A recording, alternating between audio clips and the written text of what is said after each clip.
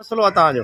घर असांजा नंढड़ा बच्चा आहिनि ईअं वेठा आहियूं न असांखे टेंट आहे न कली आहे मथां बरसाती मौसम लॻी पई आहे।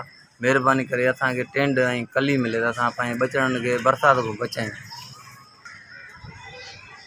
अस्सलाम वालेकुम दोस्तो, हींअर आउं कॉलेज में वेठो आहियां ऐं काफ़ी सारा माण्हू मूं ताईं आया आहिनि ऐं उन्हनि इहा ई कंप्लेन कई आहे त हींअर मींहोंगी जी जेको मौसम आहे ऐं हीअ जेके हिते वेठा आहिनि हिकिड़ा त कमरे जे अंदरि मौजूदु आहिनि ऐं हिकिड़ा जेके रस्ते ते वेठा आहिनि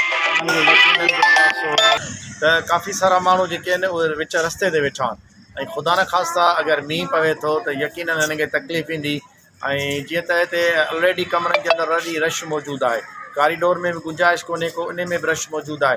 त महिरबानी कयो जेके ख़ैर हज़रात आहिनि जेके अलाह जी राज़ पे जे लाइ कमु कनि पिया, हिन बोर मुतासिरीन जी मदद कनि पिया, ऐं गुज़ारिश कंदुसि त काफ़ी सारा माण्हू आहिनि जिन खे जेको आहे सो कलीअ जी ज़रूरत आहे ऐं महिरबानी कयो। ऐं मौसम जेको आहे सो तमामु भरिजी आई आहे ऐं जेकॾहिं मींहुं वसे थो त यकीननि हे जेके रोड ते माण्हू वेठा आहिनि इहे ॾाढा परेशान थींदा।